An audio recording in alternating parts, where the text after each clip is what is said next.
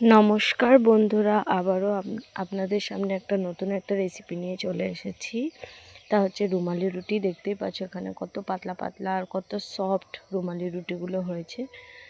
তো দেখা যাক কিভাবে আমি রুমালি রুটিগুলো বানাই, চলো দেখি। প্রথমে 2 বাটি ময়দা নিয়েছি, 1 বাটি আটা নিয়েছি, তাতে স্বাদ মতো নুন আর একটু সাদা তেল দিয়ে একটু ভালো করে মিক্স করব। ময়দার সাথে ভালো করে তেল আর নুনটা ভালো করে মিক্স করা নেওয়ার পরে হালকা উষ্ণ গরম দুধ দিয়ে ময়দাটাকে ভালো করে মেখে একটা সফট ডো তৈরি করে 30 মিনিটের জন্য ঢাকা দিয়ে রেখে দেবো। 30 মিনিট পরে ঢাকাটা খুলে ময়দাটাকে আবারও খুব ভালো করে মেখে নিয়ে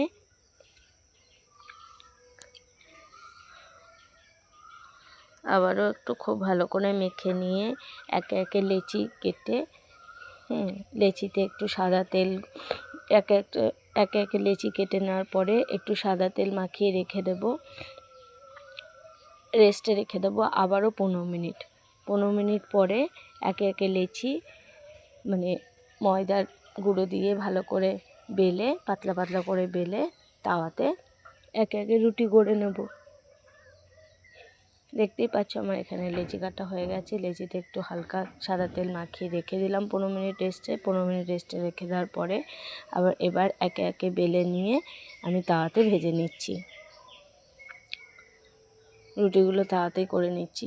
আমার কাছে কড়াইটা নেই, কড়াইতে লোহার কড়াইয়ের পেছন দিকটা করলে খুবই ভালো হয়। আমি এখানে যতটা পাতলা হয়েছে ততটা পাতলাই আকারে আমি গড়ে নিয়েছি, দিয়ে এবার একে একে আমি রুটিগুলো করে নিলাম। এবার আমার রেডি হয়ে গেল। এবার আপনাদের মন পছন্দ আপনারা যা কিছুর সাথে সার্ভ করতে পারেন। তড়কা বা ঘুগনির সাথে খুব ভালো যায় রুমালি রুটি। তো আমি তো আজকে নিরামিষ ঘুগনির সাথে সার্ভ করছি। আপনাদের মন পছন্দ আপনারা যা খুশি যা কিছুর সাথে করতে পারেন। তো দেখা হচ্ছে নেক্সট টাইম অন্য কোনো রেসিপি নিয়ে। ততক্ষণের জন্য বাই বাই, টেক কেয়ার।